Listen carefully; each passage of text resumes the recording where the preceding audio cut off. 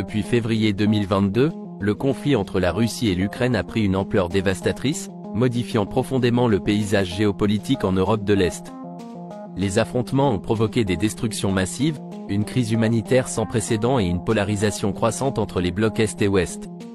Alors que la guerre se prolonge, des développements récents ont ajouté de nouvelles dimensions à ce conflit complexe. Depuis le 6 août 2024, les forces ukrainiennes ont lancé une offensive audacieuse dans la région russe de Koursk, marquant une nouvelle phase dans le conflit. Cette incursion sur le sol russe, soutenue par l'OTAN et les services spéciaux occidentaux, selon le Kremlin, a surpris tant les observateurs que les stratèges militaires. En l'espace de quelques jours, l'armée ukrainienne a pris le contrôle de 82 localités et de 1150 km² de territoire, une avancée sans précédent depuis le début du conflit. L'objectif de cette offensive semble être multiple: affaiblir les capacités militaires russes, créer une pression sur Moscou pour entamer des négociations équitables, et, peut-être, détourner l'attention des combats en Ukraine orientale. Cette stratégie, bien que risquée, pourrait représenter une tentative de changer la dynamique de la guerre en forçant la Russie à se battre sur plusieurs fronts. Face à cette offensive, Moscou a réagi avec une combinaison de renforts militaires et de contre-attaques. La Russie a annoncé l'envoi de troupes supplémentaires dans la région frontalière de Belgorod, afin de contenir l'avancée ukrainienne et de sécuriser ses territoires. En parallèle, le Kremlin a intensifié ses efforts de défense, affirmant avoir intercepté 12 missiles américains ATACMS tirés par les forces de Kiev sur le pont de Crimée, une infrastructure stratégique cruciale pour la Russie. Le conseiller du Kremlin, Nikolaï Patrouchev, a dénoncé l'opération ukrainienne, la qualifiant de manœuvre orchestrée par l'OTAN et les services de renseignement occidentaux. Cette accusation, bien que non vérifiée, reflète la méfiance profonde entre les deux camps et l'implication croissante des puissances étrangères dans ce conflit. Pendant que l'attention internationale se concentre sur l'offensive ukrainienne en Russie, la ville de Pokrovsk, située dans l'est de l'Ukraine, fait face à une menace imminente. Depuis des mois, cette ville est l'une des principales cibles de Moscou, et les forces russes se rapprochent dangereusement.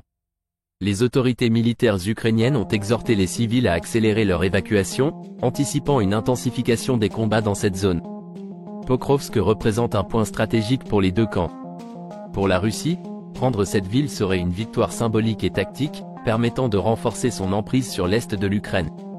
Pour l'Ukraine, la défense de Pokrovsk est cruciale pour maintenir la résistance dans cette région et éviter un effondrement des lignes de front. Le conflit russo-ukrainien a depuis longtemps dépassé les frontières de ces deux pays, impliquant une multitude d'acteurs internationaux. L'OTAN, les États-Unis, et plusieurs pays européens ont apporté un soutien militaire et financier considérable à l'Ukraine, tandis que la Russie a renforcé ses alliances avec des pays comme la Chine et l'Iran. Le rôle de l'OTAN dans l'offensive ukrainienne en Russie, bien que non officiellement confirmé, soulève des questions sur l'étendue de l'implication occidentale dans ce conflit. Si cette aide permet à l'Ukraine de mener des opérations audacieuses comme celle de Koursk, elle pourrait également exacerber les tensions et prolonger la guerre, avec des conséquences imprévisibles pour la sécurité européenne. Alors que les combats se poursuivent, la situation humanitaire continue de se détériorer. Des millions de civils ont été déplacés, tant en Ukraine qu'en Russie, et les infrastructures essentielles ont été gravement endommagées. Le Haut-Commissariat de l'ONU aux droits de l'homme a exprimé sa préoccupation croissante face à l'ampleur de la crise, demandant à la Russie de permettre l'accès aux régions touchées par le conflit. Les civils pris au piège dans les zones de combat, comme à Pokrovsk, sont confrontés à des conditions de vie extrêmement difficiles, avec un accès limité à la nourriture, à l'eau et aux soins médicaux. Les organisations humanitaires peinent à atteindre ces régions en raison des combats incessants et des restrictions imposées par les deux camps. À ce stade du conflit, les perspectives de paix semblent lointaines. L'Ukraine cherche à persuader la Russie d'entamer des négociations équitables, mais Moscou reste ferme sur ses positions, rejetant toute solution qui ne garantirait pas ses intérêts stratégiques. L'incursion ukrainienne en Russie pourrait soit forcer une réévaluation de la situation par le Kremlin, soit entraîner une escalade encore plus dangereuse.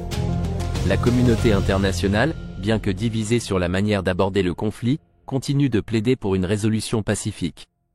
Cependant, tant que les parties belligérantes ne seront pas prêtes à faire des concessions, il est peu probable que la guerre prenne fin dans un avenir proche. La guerre entre la Russie et l'Ukraine est entrée dans une nouvelle phase, marquée par des offensives audacieuses, des ripostes intensifiées et une situation humanitaire désastreuse. Les développements récents, notamment l'incursion ukrainienne en Russie et la menace imminente sur Pokrovsk, montrent que ce conflit reste imprévisible et potentiellement déstabilisant pour toute la région. L'avenir dépendra de la capacité des deux parties à trouver un terrain d'entente pour des négociations ou de leur volonté de continuer à se battre, avec tout ce que cela implique pour leur population et pour la stabilité mondiale. En attendant, la situation sur le terrain continue d'évoluer, et la communauté internationale reste en alerte, cherchant désespérément une solution à cette crise complexe et profondément enracinée. Abonnez-vous à ActuMonde pour ne rien manquer de nos analyses et actualités. Votre soutien est essentiel pour nous permettre de continuer à vous offrir du contenu de qualité. N'oubliez pas de liker, de partager et de laisser un commentaire pour nous dire ce que vous en pensez. Merci pour votre fidélité.